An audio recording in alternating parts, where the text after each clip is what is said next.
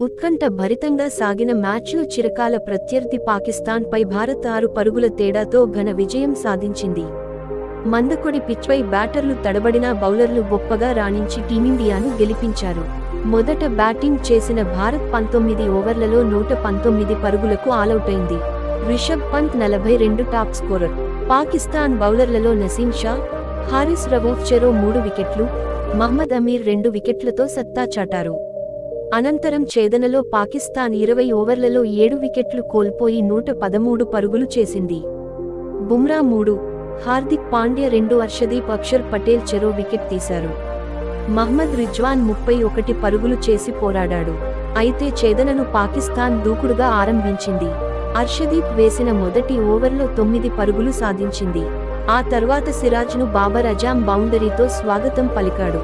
కానీ బుమ్రా బంతి అందుకోవడంతో పాకిస్తాన్ స్కోరు వేగం నెమ్మదించింది. అంతేగాక 5వ ఓవర్లో కెప్టెన్ బాబర్ను బుమ్రా బోల్తా కొట్టించాడు. ఈ దశలో బ్యాటింగ్కు వచ్చిన ఉస్మానన్ తో కలిసి మహ్మద్ రిజ్వాన్ ఇన్నింగ్స్ చక్కదిద్దడానికి ప్రయత్నించాడు. దీంతో 10 ఓవర్లకు 57 పరుగులకు 1 వికెట్ నష్టంతో నిలిచింది. చేతిలో 9 వికెట్లు ఉండటంతో పాకిస్తాన్ ఫేవరెట్గానే నిలిచింది. కానీ డ్రింక్స్ బ్రేక్ తర్వాత అక్షర్ తొలి బంతికే ఉస్మాన్ను అవుట్ చేశాడు. మరో ఎండ్లో ఉన్న రిజ్వాన్ లక్ష్యాన్ని నెమ్మదిగా కరిగించాడు. ఫకర్ జమాన్ దూకుడుగా ఆడటంతో భారత ఆశలు సన్నగిల్లాయి. కానీ భారత బౌలర్లు గొప్పగా పుంజుకున్నారు. హార్దిక్, బుమ్రా చెలరేగడంతో పాక్ క్రమంగా వికెట్లు కోల్పోయింది. చివరి 2 ఓవర్లలో పాక్ విజయానికి 21 పరుగులు అవసరమవ్వగా బుమ్రా కేవలం 3 పరుగులే ఇచ్చే ఇఫ్తికర్ను అవుట్ చేశాడు.